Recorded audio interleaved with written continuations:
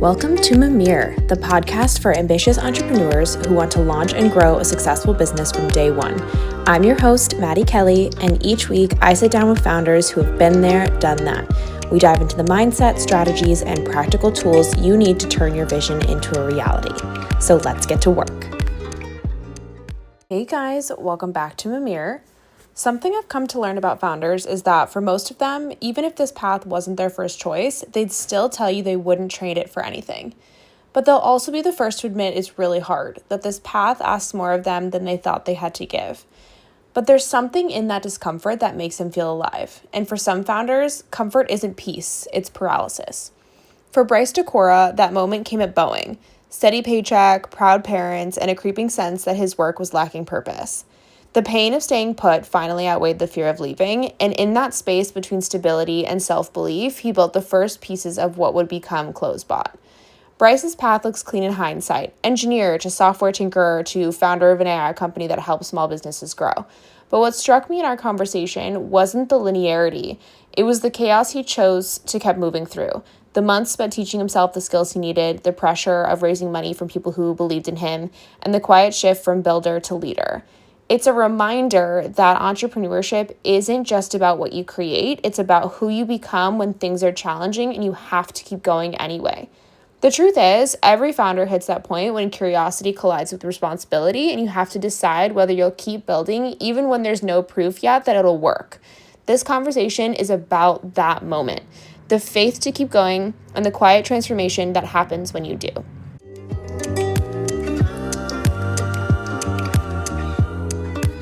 Okay. All right. No big shebang other than Bryce. Welcome to the podcast. Is that how you start? Yeah, literally. That's it. Did we start? Was that it? Yeah, that's it. Yeah. Okay.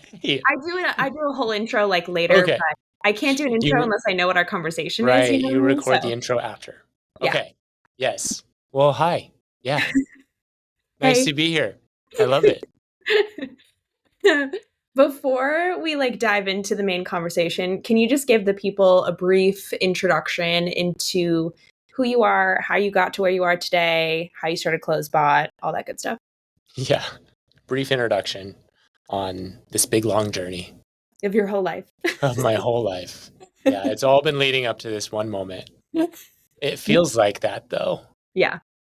Well, I graduated with a mechanical engineering degree, went to Boeing. Parents were so proud. Yeah. I was not happy. I ended up not liking mechanical engineering at all. So wasted all that time studying something that I didn't like. But just through hobbies outside of work, found I loved software, eventually started doing that more, and slowly got to the point where I was pretty good at software, but my Do you wife find was that making, those yeah, skills were comparable? What you learned in mechanical engineering, could you take that to software engineering? Probably not, but I'm just curious. yeah, just because college turned out to be a lot more of just learning how to learn and proving you can learn. Mm. A lot of my professors didn't really speak the best English, so we had to just teach ourselves, kind of. Okay. Or they were so totally intellectual they didn't know how to teach, but Fascinating. most teachers weren't good, so it's just you had to teach yourself. Okay. Okay, cool. Sorry to interrupt. I was just curious. No, that's actually been very important in my journey, because then I knew how to teach myself things, which is what I did on the weekends. So whether we were Just YouTube University? yeah, YouTube and books and podcasts, whatever kind of stuff I could get my hands on. For at that time it was software and learning Italian. Okay, why Italian? I have roots, background, Okay. family, Italy. Nice. So it was interesting to me. Okay. And then it's funny to see how, I talk about how my whole life led up to this moment. Yeah. The language learning paired with the software have merged into what I do now, which is conversational AI, lead qualification, booking AI agents. It's just funny. Yeah. I mean, it's so interesting. I was talking about this with somebody else today, but it's this concept of amor fati. It's something I learned relatively recently, but I find really interesting because it directly translates to the love of fate in Latin.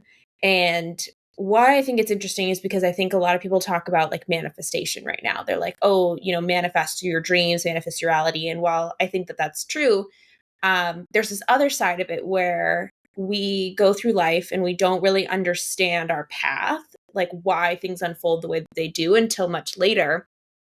And you realize that everything happened for a reason. And everything like that happened before now makes sense based on where you are today, even if at the time it doesn't make a lot of sense. So like while like when you went to school for mechanical engineering at the time, it was like, okay, yeah, that makes sense. You get to Boeing and you're like, shit, I hate this.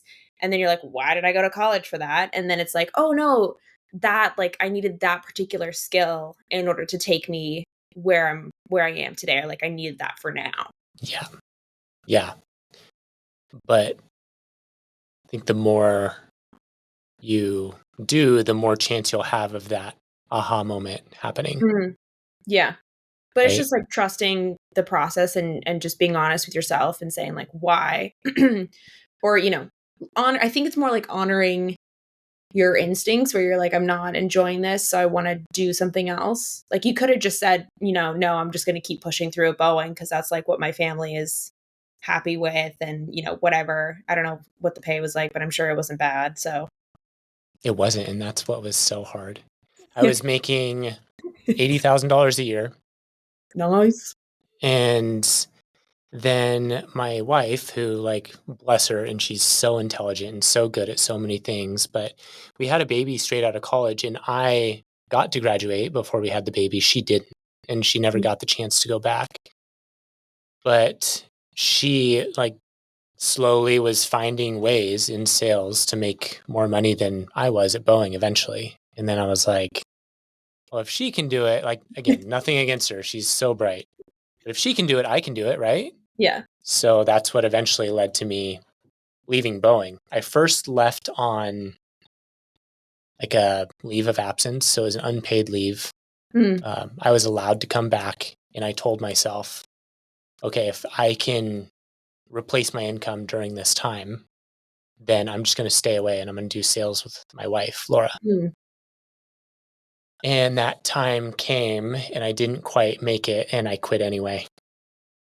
Really? So you like tried to do this testing period and then you were like, never mind, I'll just go. Yeah. That's so crazy. I mean, it's Yeah. not to me because I think all entrepreneurs need this sense of confidence in their ideas and confidence in themselves in order to be successful. And I think there's something about the entrepreneur mentality and personality that requires that level of like, fuck it energy where you just are like, I have to trust that I can make this work. And I think that is something that's like very crucial to your journey and to your success. But, do you think it was just like fake it till you make it energy that you were like, I just have to make this work? Yeah, I don't know what it was. I was just so unhappy. There's some kind of paradox. I forget the official name, but you would think it'll take you longer to get to a place when you're 3 miles away than it does if you're a half mile away, right? But that's not true because if it's 3 miles away, you'll get in the car and just drive there versus a half mile. Anyway, it relates to once you're in enough pain, you take the actions necessary. And I just got to be in a lot of pain really quickly. I don't know what led me up to being in that much pain in the position I was in at Boeing, but do you think it was just a few years there and I was out. Like, do you think it's just the corporate environment? Just paired with who I am as a person. Yeah. Just didn't work well. Yeah. Paired with my spouse and what she was accomplishing and what I had hoped of to be able to provide for my family, seeing I wasn't going to be able to do that. Having a young kid at home at a young age, seeing my life flash before my eyes, seeing all the older people at Boeing just unhappy, but not unhappy enough to leave. Mm-hmm. I don't know. There was just a lot going on. Yeah, I mean, perfect storm. So what happened when you went into real estate? Oh, I was unhappy for other reasons. Yeah, turns out sales is really hard. Yeah. Especially for a tech person like me. You gotta So be with people all the time. You got to be on all the time. oh, it's awful. Yeah, I was on the phones all the time. And I was doing, so wife was doing on-market real estate. She was a realtor. I was doing off-market real estate, like flips, investment properties. So literally 8 hours a day, I was on the phone with like drug addicts, people losing their house to foreclosure, people who had had murders in the family, deaths from old age, like all kinds of stuff. And that's what I was dealing with all day just to get a sale. I had no idea that that's what that meant.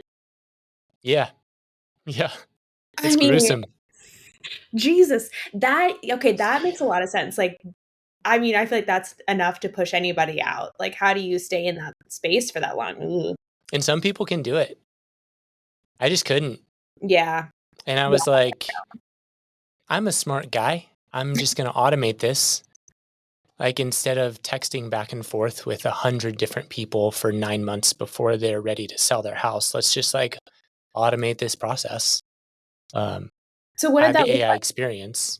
That was training my own large language model, Cool. building my own contact management platform, and integrating it with a phone system, and then just watching people and AI talk. And this was before ChatGPT. Wait, that's crazy. So you built not only your own LLM, but also like your own CRM, like your own HubSpot? Yeah, it wasn't good. It broke all the time. I don't advise anyone to do that. Don't do that. Use tools that work. Yeah, because I think it's a good point to bring up because you have these giants in every industry, right? Like I think a Yeah. HubSpot is one of them.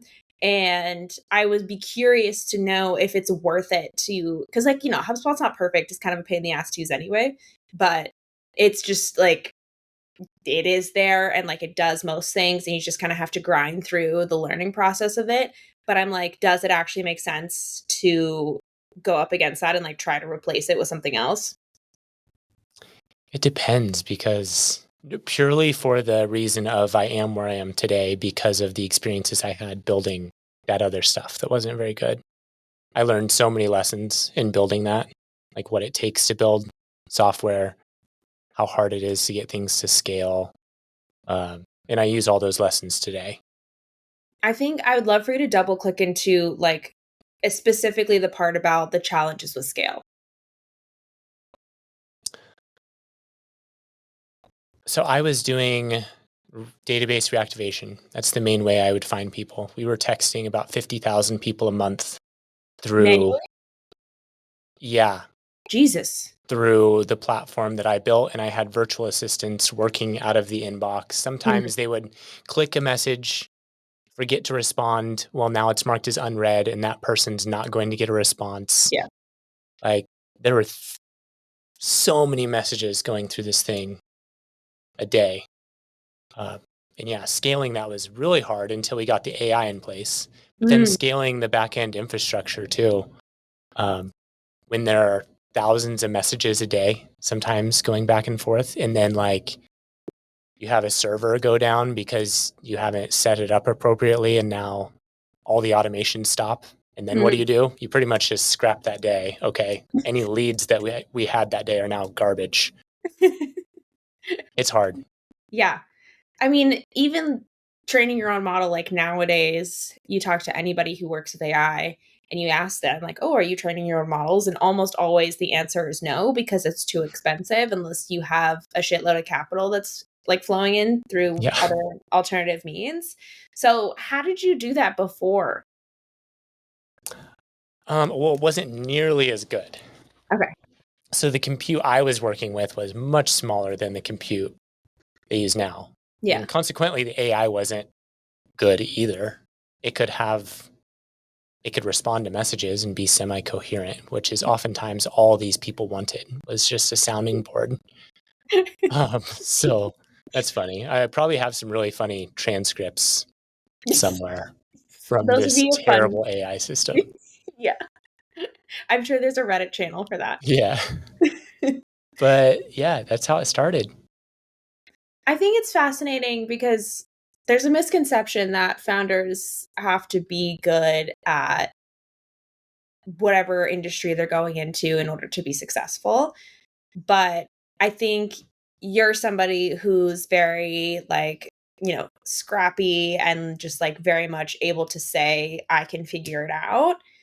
And, I think you understand your strengths and you're able to double down on them when that matters. So, how do you bring those to the forefront in any new space that you're entering that allows you to just, do you think it's like your propensity for curiosity?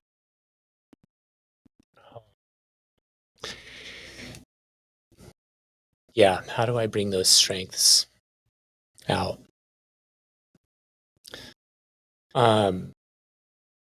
Curiosity and eagerness to learn is what has really gotten me through, but it's also gotten me in a lot of trouble. It's so hard because during that time where I was building the system, I spent more time building and fixing this system I was working on than Mm, making actual sales.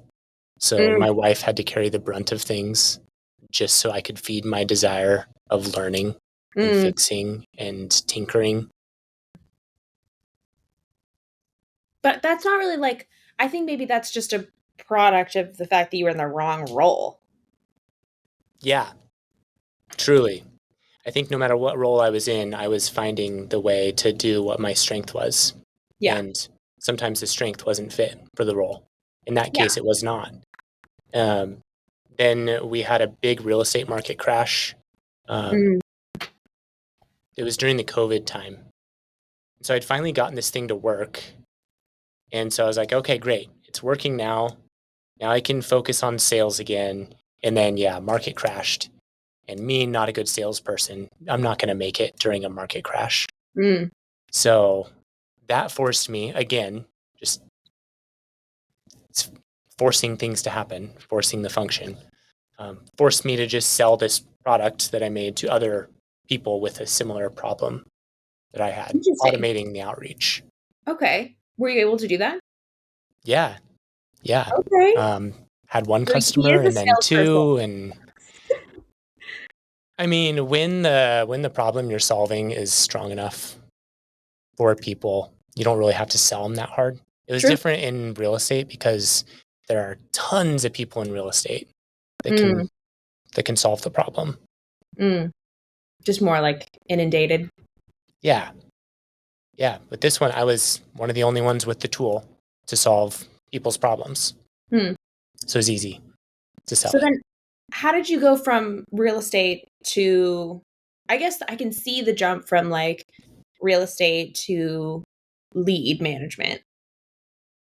Yep. But It what was about, initially just a tool for developers.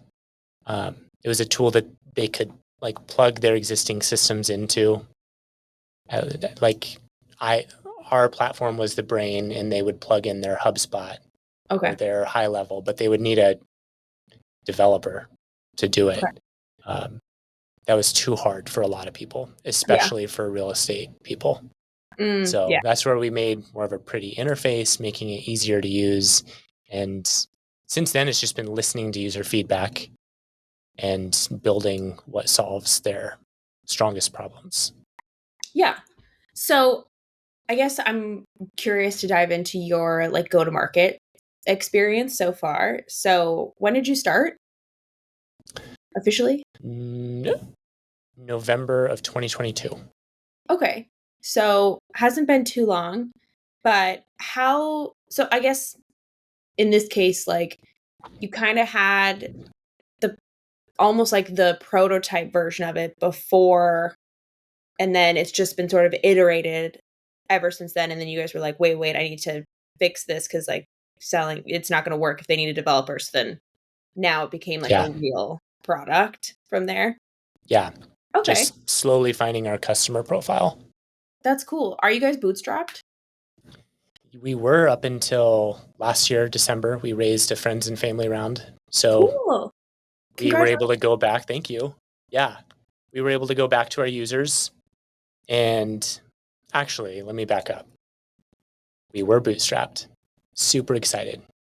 We sponsored an event for High Level. We're the number one app in their marketplace, and we wanted to have a booth. High Level is a CRM like HubSpot. And we came back from that event seeing all the other people out there and rising competition. And we were like, if we don't raise funds, we don't stand a chance.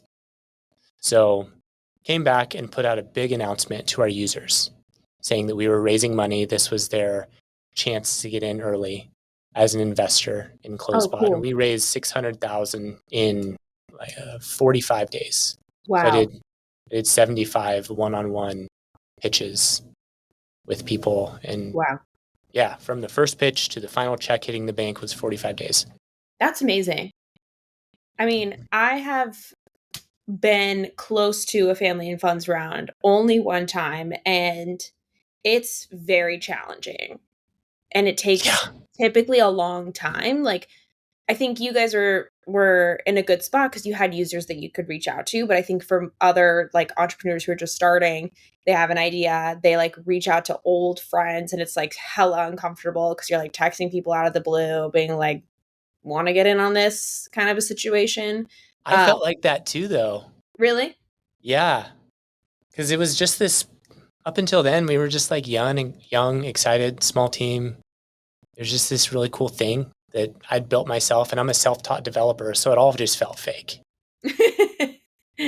And then that was scary because I was like, okay, I'm blasting out that we're raising funds and trying to build this sense of urgency. But what if just no one wants to? And then I have to tell everyone like, hey, guys, we're raising. Yeah. And that would make us look bad. But you just have to not be afraid to look bad.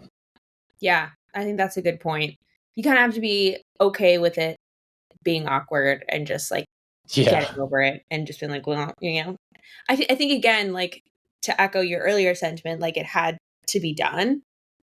And there was no, it's like a forcing function, right? Like it has to get done or else. And so that at least can give you enough pseudo confidence to just take the leap and do it anyway. Yeah, because otherwise it was just like, what are we going to do? Shut our doors now or just wait for us to slowly be eaten by competition and shut our doors a year from now? And then once we raise the funds, it's like, oh shit, now all these people are counting on us. Now I'm going to work harder than I've ever worked in my whole life. So it's always been a series of these things forcing more productivity from me. It's really scary when you realize that you have people you like owe money.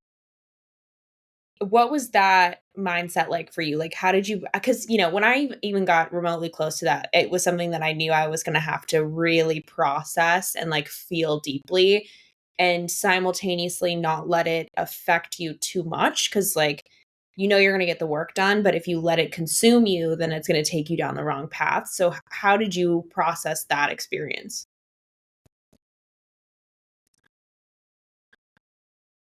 I think I got little pieces of it while we were in real estate because we would flip these houses and we didn't have the money for the down payment. So we would go to friends and family.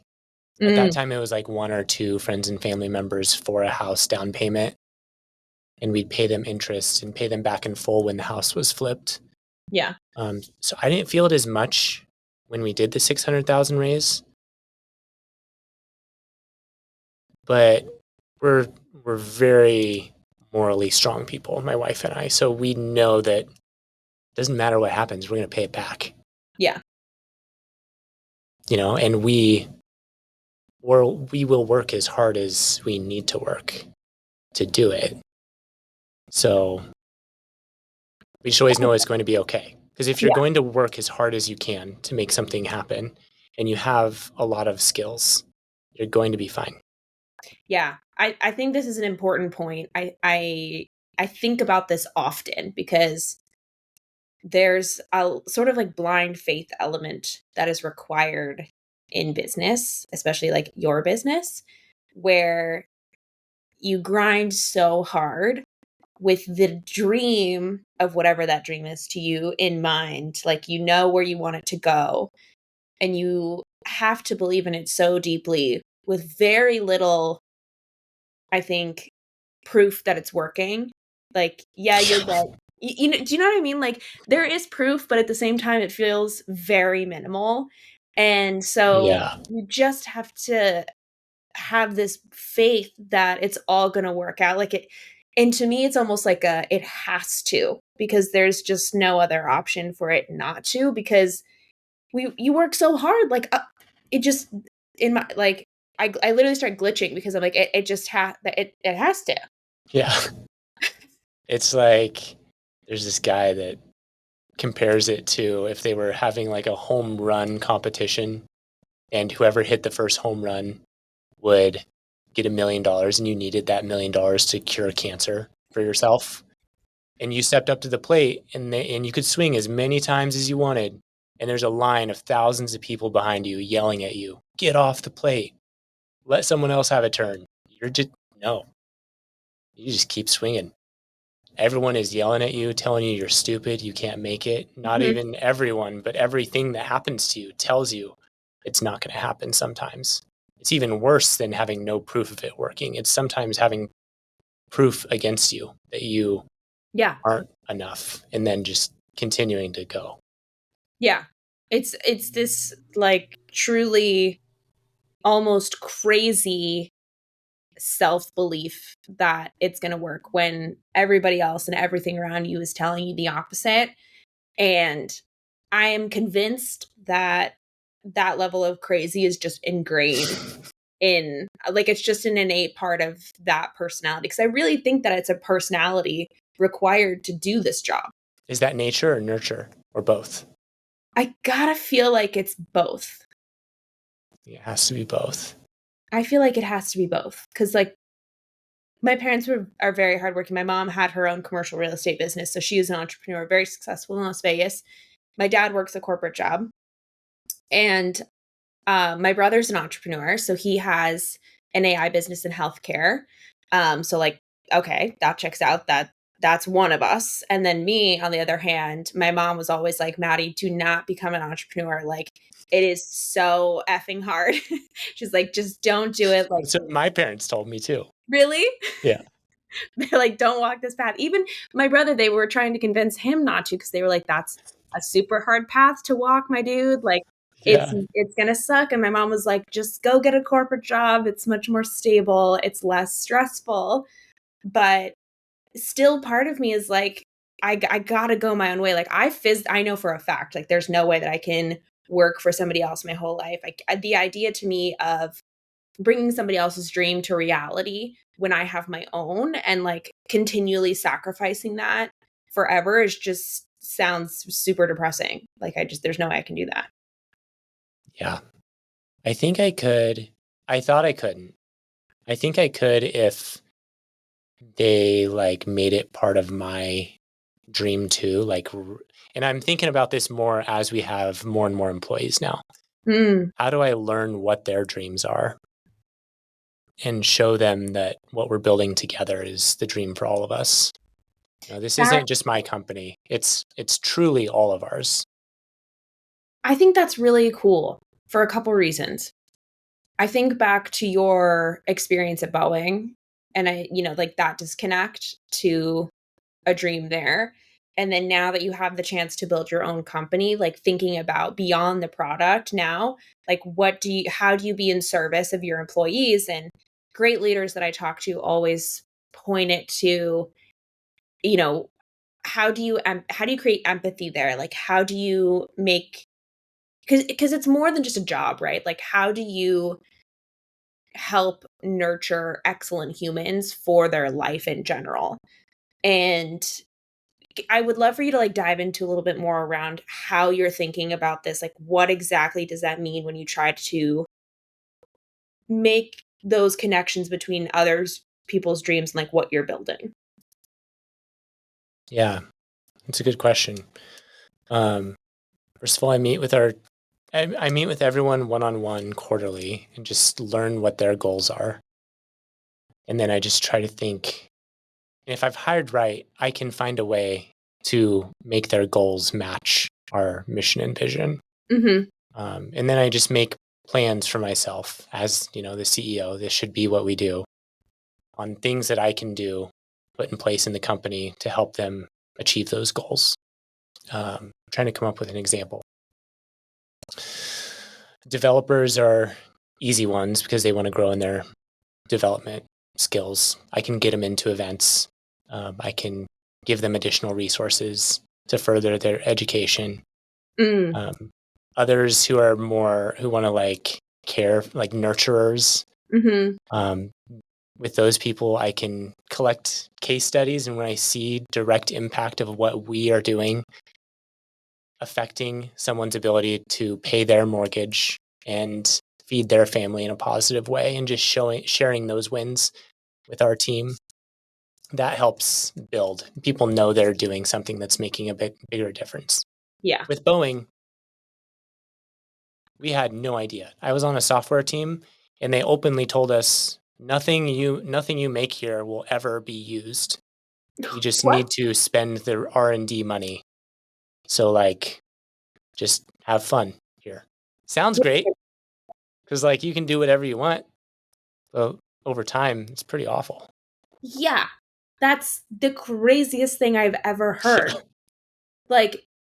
Nothing you do matters. Yeah. Enjoy. And they meant it in a good way. But yeah, it's literally hey, nothing you do matters. Yeah. That's crazy. Isn't that wild? Yeah. So people want to matter. Of course. I literally had this conversation with my boyfriend last night. We were talking about how I think there are different people. Obviously, this is an overgeneralization, but the dream is that your happiness is all the way fulfilled by every aspect of life. But I think typically what happens is work gets you about halfway, and then everything else in your life fills up that last half, which is family, hobbies, interests, etc., loved ones. And obviously, like I said, the goal is to get that chart to be full. Ideally, work is also included in that top half of what brings you joy. And I think when it comes down to the root of it, being in service of others to some capacity is very crucial to being fulfilled by your work. If we really, break it down to its finest point, it has to be in service of others. So if you're showing, it really does, right, and it's not doing that, it's not going to be fulfilling at all long term. Even our developers, they want to they release new features, and they're tell us how much the people like it. Do they like it? Oh God, they hate it, don't they? Oh, they like it? That's amazing. Yeah. And I'm oh, do you guys want to announce some features sometimes? And they're oh no, we don't want to talk to anyone, but we just want to hear that we're affecting people. Yeah. I think the best thing that we can do is to involve everyone to some degree in all aspects of the business. And I think the closer that everybody feels to the end user, the customer, the more exciting the work becomes. At my 9 to 5, we have some client facing engineers who will have conversations with customers, really understand what their problem is, and then be able to talk to them about how they can solve that on the back end. And those conversations are always super jazzed up. It gets people fired up. They leave the meeting and they're yeah, let's go. I know what I need to do. And then they get back and they start being typing it out. And it's super exciting. And I think that is incredibly important. In today's world where we're all so far away, although connected via the internet, still disconnected at the same time. Even you and I are talking through a screen right now. And so the more we can connect to what matters, I think the more exciting life becomes. Yeah. That's a really good way of putting it. It's crazy at scale when you see how many people you can help through software. You know, we have so many people that we make such a huge positive impact on. It's so addicting. Yeah. And like, you know, I didn't even realize that, I think with your product specifically, because the way that it, you know, like lead management, like sounds very corporate, but then when you talk about it and you're like, I literally help somebody pay their mortgage, that's massive. Yeah, it's like smaller, mid-sized marketing agencies that are already running ads for their businesses, but the businesses aren't doing a good job of qualifying the leads, following up, booking appointments, because the end business is doing their job. Whether it's a Yeah. chiropractor or a roofer, they're like adjusting people or fixing roofs. So even though I'm driving ad traffic to you, they're not following up, closing those deals, and then they cancel the marketing agency. But now, not only does the marketing agency drive more value for their customer and make sure their customer is having more success, but they're able to charge more for it. Yeah. I think AI is so cool right now because it really is perfect for solving those like highly manual, highly time consuming app processes that go on behind the scenes. And then like what I think is really cool about that is essentially it's giving humanity the ability to like unlock the next level of our critical thinking. Yes. And it, you know, ironically, we have ChatGPT, which a lot of people are like, oh, it's the death of critical thinking because it's just so easy. But when you think about the level with which it is able to automate like the basic shit that you didn't want to do because it was tedious and time consuming, now allows you to be like, okay, so now all of a sudden I have 10, 11 hours of my day back. If you're working in like a highly manual space, then what do I do at that time? And that I think is like where the cool stuff is happening. I think about it with like autonomous cars and like Uber drivers, you know, like if that's Yeah. if that's going in that direction, then that gives that person an ability to pursue something even more exciting to them potentially. Sometimes those people are okay with that lower level job, True. but they shouldn't be. Like, we want everyone to be doing really cool shit. Yeah. And At least like sometimes if you're not doing really cool shit, the life will force you to do more cool shit. And that's why I am where I am today. Life forced me to do cooler shit. Now I'm here. yeah. Yeah. It's cool. My first virtual assistant I hired to automate, or to not automate because it's a person, to respond to the texts. She's still Quote with unquote us. automate. Yeah. She's still with us today. She's my Wow. executive assistant. You may have talked to her. I don't know, Judy. Okay. But at the time, she's like, haha, are you going to end up replacing all of our jobs with your AI? And I'm like, no. Because I truly was like, no, this will never be good enough.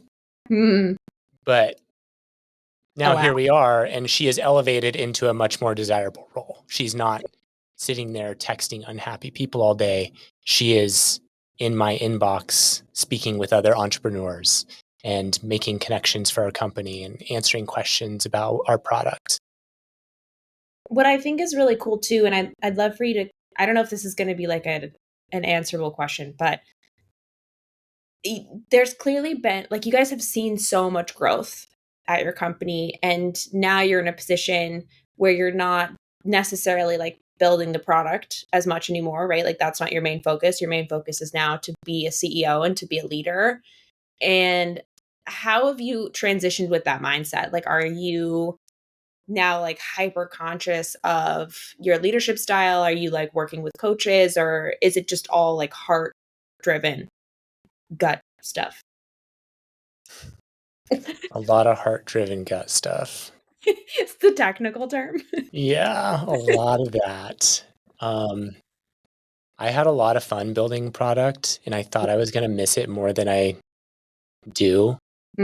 But I make so much more impact on product now because I'm shaping the vision. I'm saying we are building this and we're not building this. This is our ICP, our ideal customer profile. Here's what they want to look at. Here's what they don't want to look at. And then I have a team to do it. So it's like, I can drive so much more impact and so much more change.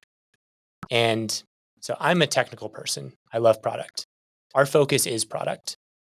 But because our focus is product, and because I make the most impact on product when I can lead our team successfully, I focus a lot on how do I lead these people better? How do I make us feel more connected? How do I carry myself in conversations? How do I network better? So just by another force function of wanting to build better product, I have put a lot of energy into learning just through further research online how to be a better leader. Yeah. And also I imagine you're spending a lot of time on like market research and talking to customers and talking to other people that are in the space, understanding where the market is going. Like, I think that kind of becomes the transition of the CEO role, especially when you grow from a startup. Like like I said, you go from the day-to-day like building to then your role now becomes like, where are we going? And that begs a question of like, what does that look like? And how do you then like structure your day to make sure that you are being what everybody else needs you to be? Yeah. Every time I go through one of these big stages of growth, it's really stressful and like brings on like a slight depression because it's like a change of who I am as a person. Mhm. Like when we did the funding round, you would think that closing the funding round, I was like super happy. It Pop was it off. like, no, it was like the death of me building product. My focus had to be building this team and being a leader. I didn't really want to be a leader. Mm. Like I went down the leadership path a little bit at Boeing, and then I was quickly like, I don't want that. So I kind of saw that happening again. And I was like, man, am I even going to like this new job that I built for myself? Mm. So it's just hard to change, but you slowly find, like, I love product. I keep saying that. So I kind of trick myself into finding a way to make everything product focused. Like I am a good leader because I'm actually working on product through my leadership skills. Yeah. I just kind of trick myself. I mean, I think it's really actually super relatable to hear that, because if you still like to hear you be like, am I even going to like this? I think is so nice to hear, because I think typically what's online is that like, oh, I'm a founder. I'm obsessed with building my business. Like, I'm living the best life ever. I have so much time. I'm free to do shit. I'm in Aruba writing this LinkedIn post, like, and it seems all glorious and glamorized. And I think there's so much more that goes on behind the scenes. And like part of why I do what I do is I want to bring that to the surface, because I don't want people to be deterred from this path. I think it's important to be honest about what it looks like. But there are so many ups and downs with that. And it's a constant, I think it very much forces you to be like in the present, like while you have to think about the future and plan for the future and, think in quarters, like there is still an element of like the day to day of it. Do you know what I'm saying? Oh, very much. Yeah. It's hard not to get lost in the day-to-day chaos Mm-hmm. and spend a whole quarter in the chaos and then be like, what the heck did I do? What Yeah. did we get done? Yeah. Anything? Did we hit our goals, our Yeah. numbers? What were those numbers? Yeah, we do daily KPIs now. Oh, really? Yeah. So we have where we want to get for the year, and then we'll backtrack quarterly. And then from the quarters, backtrack monthly, and then daily what we need to be hitting to hit. So it's all backtracked.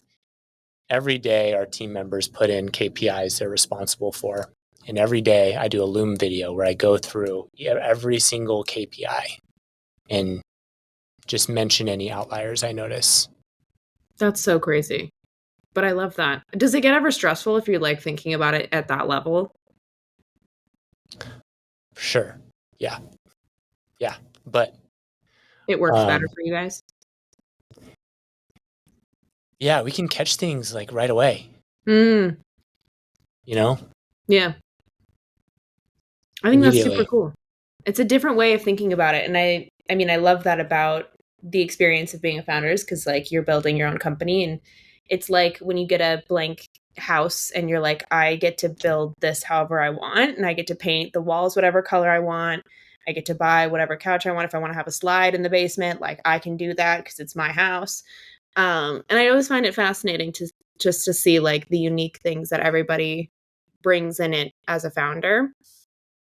But before we wrap up, I have one more question for you. And this is something that I kind of always ask anybody who comes on. I didn't realize that it was happening until I like thought about it the other day, but I realized that I do this every interview. I would love for you to talk about like how this journey of starting CloseBot has changed you as a person. Like what do you think has really come to the surface? I mean, I'm sure it's like 1,000,005 things that have changed about you as a result, but what would you want to call out? I think the thing that's changed about me the most is my ability to deeply think about how things that I put out there affect other people. I'm typical type A personality. I can be kind of fiery, and I used to just share those fiery thoughts online and in the comments, Mm-hmm. without thinking about it. But now I deeply think about, what other people might be going through when they're posting online in a way that offends me, or commenting, and just leading with grace and humility and understanding, and knowing that I don't have to share my input online if I think it's going to evoke a negative reaction from someone else. Yeah. I think there's also like the element of reactivity that Yeah. is something that like I myself have to work on constantly. Yes. Anytime somebody is in my inbox or slacks about something, I feel the need to like respond immediately or diffuse before it can even become escalated. And with that, I think to your point, you have to think about like I think just taking a step back and being like, does this really warrant a response? Or like what is that person going through that might have lent them to say those things in the first place? Like, is this really necessary for me to react to? I think is such an important thing to really think about like as we get older. And being a better listener Mm, kind of goes along with the same. Like when yeah. someone's talking or saying something, really listen to them. But not only that, take your time in response. If you watch clips of like Steve Jobs talking, he'll be asked a question and he takes the time to not only listen, but then the time afterwards to really think about what he wants to say. Yeah. And interestingly also, when you do that, it like makes people want to lean in a little bit because you're giving that almost anticipation. So like it's not necessarily for the same reason, but it is a added side bonus too. Exactly. Yeah. It builds better connections. Mm. So you think generally it's more like, I've been thinking about this a lot too lately, is that for me, entrepreneurship is all about connection. I think as founders, we seek connection either with our customers or other founders or just generally with ourselves. And I think to your point, a lot of that comes from a deep curiosity in other people's experiences. And, that's then like causes us to want to solve those problems. But I think it all comes back to that. Like the more I think about this, the more I talk to people, the more I start to realize that I think we're all just searching for connection. Yeah, that is it. Well, usually I like to leave you on the mic drop for the episode, but maybe I'll. I mean, you nailed it. And I think like full circle moment. Thank you for coming on the podcast. Oh yeah, And connection. sharing, literally connecting and like sharing your wisdom and your experience with everybody. I hope that anybody listening feels connected in this moment. I think that's the other cool thing is like I have no idea who's listening to this right now, but like they're connecting with us at the same time. So I just hope that it finds the right people. It's so cool. And thank you so much. Thank you. That's a wrap on today's episode. If you feel called to support this podcast, please give it your honest rating or leave a review. And thank you so much for listening. All the links to connect with Bryce are in the show notes. And if you want more founder wisdom, community, and behind the scenes, come hang out at my Substack. The link is going to be in the show notes, but I just started it a couple weeks ago and I think I'm having a pretty good time. So come check it out if you want more. I would say that I will see you guys next week, but I'm actually going to be taking the week off because it is my 30th birthday, so I will be fully vacationing, but I will be back soon after that with another episode. So until then, see you guys on Substack.